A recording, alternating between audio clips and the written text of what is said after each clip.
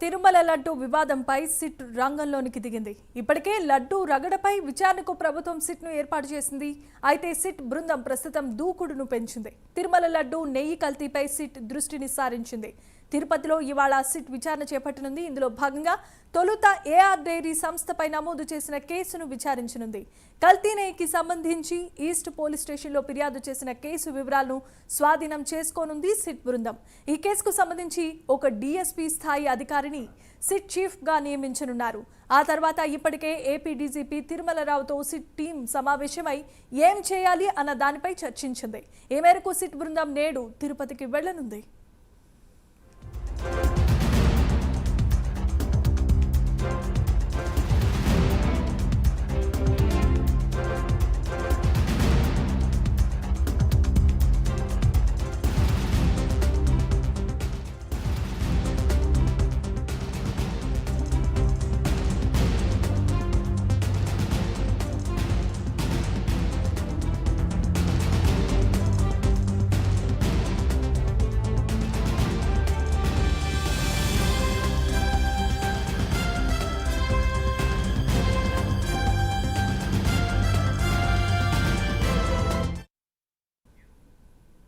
ఇక SIT chief గా స్వర్ణశ్రేష్ఠ త్రిపాఠి వ్యవహరించబోతున్నారు.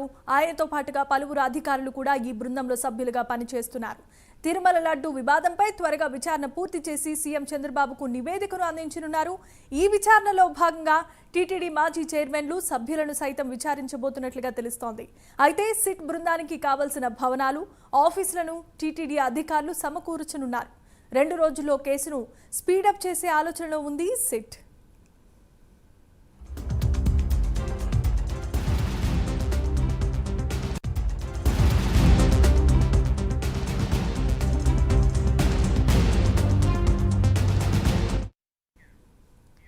ఇక తిరుమల తిరుపతి దేవస్థానానికి మహాప్రసాదానికి సంబంధించిన కల్తీ నెయ్యికు ఇప్పటికే ఏపీ ప్రభుత్వం సిట్ టీంను ఏర్పాటు చేసిన విషయం తెలిసిందే. ఇదే అంశానికి సంబంధించి మరిన్ని అప్డేట్స్ ను మా ప్రతినిధి హరిబాబు తిరుపతి నుండి అందిస్తారు.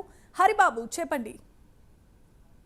ఏదైతే తిరుమలలో శ్రీవారి ప్రసాదాలకు వినియోగించే నెయ్యిలో జంతువుల అవశేషాలను కలిపి తయారు చేశారన్న కోణంలో నిజాలు వెలుగులోకి వచ్చిన నేపథ్యంలో ప్రభుత్వం కూడా దీనిపై సమగ్ర విచారణ కోసం సిట్ ని ఏర్పాటు చేసింది.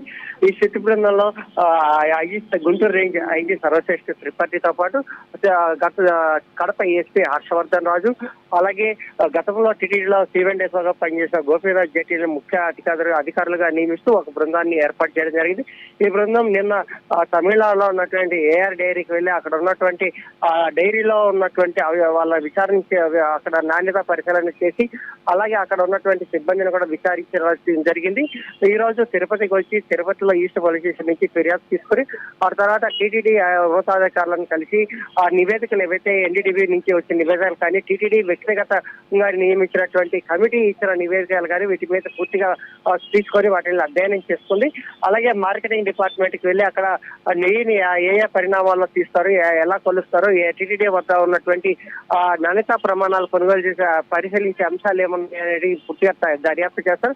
ఆ తర్వాత తిరుమలకు వెళ్లి తిరుమలలో శ్రీవారి బోటుని అలాగే నెయ్యి ట్యాంకర్లను శ్రీవారి లడ్డు ప్రసాద వితరణ కేంద్రాలను కూడా పరిశీలించి అక్కడ రెగ్యులర్ గా పనిచేస్తున్న సిబ్బందిని కూడా విచారించే అవకాశాలు ఉంది. ఎందుకంటే గతంలో ఉన్నటువంటి సిబ్బంది చాలా మంది ఇప్పుడు కూడా లడ్డు కౌంటర్లో పనిచేస్తున్న పరిస్థితులు ఉన్నాయి.